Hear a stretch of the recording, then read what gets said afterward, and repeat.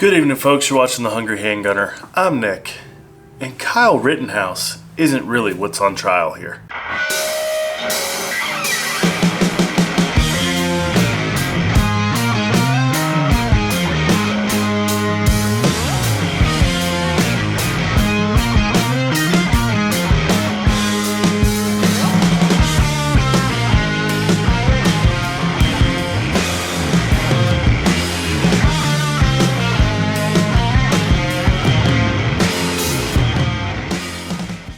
Now, I know somebody's immediately going to start posting links and things like that. Be like, yes, he is on trial. No, what is actually on trial here, aside from the individual, is our right to self-defense.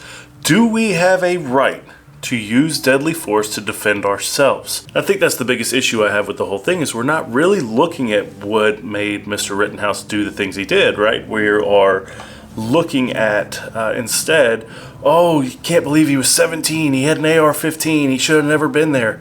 Well, how about people don't just chase minors through the street, right? How about we don't hit people that are on the ground with skateboards? Or how about we don't run up on people with a pistol? We're seeing a very real push to dehumanize Kyle Rittenhouse and to delegitimize the use of force, right? It's going to paint those of us that keep guns or carry guns or train for defensive encounters. It paints us in a bad light. We are monsters forever even contemplating a situation in which we would use deadly force to defend our lives or the lives of our families.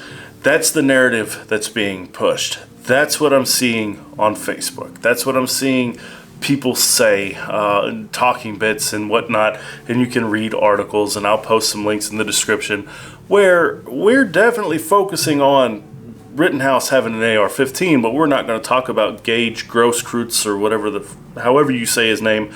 We're not going to focus on the fact that he was a prohibited person who had a gun. We're not going to talk about Rosenbaum being a child molester. No, we got to leave that out. And I think that is where people like myself are getting very, very frustrated with this, because these were not objectively good people, right? These were not objectively people that we would trust around our kids. Definitely not Rosenbaum, right? Like two-time convicted sex offender. There's definitely things here that have led to this situation that kind of say, well, maybe they weren't going over there to shake his hand. But again, the focus is being shifted on the response instead of the problem. Now, I know somebody's going to say, well, he should have never been there. If we go with that logic, which I will go ahead and say I myself would not have inserted myself in that situation, but if we go with that logic that, well, he shouldn't have been there, okay, neither should the rioters and the looters, right? The people that were burning and created the situation that he felt he needed to go address and help with, those people shouldn't have been there, right? So it's kind of what came first, the chicken or the egg, but that's not getting the same amount of screen time. That's not getting the same amount of discussion. There's no nuanced approach, right? So my personal view is, yeah, it probably wasn't a good idea to go, but he didn't break any laws simply being there. Now, you get into the discussion on whether or not he should have had the AR-15. Again, it's its own little thing. But the actions taken by the individuals that directly led to him using said rifle, I think most of us would have probably done the same thing if we had any sense of self-preservation.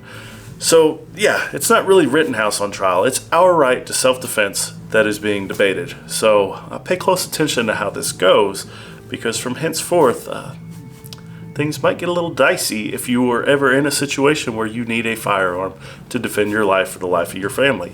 You might be the monster instead of the criminal that forced you to use it.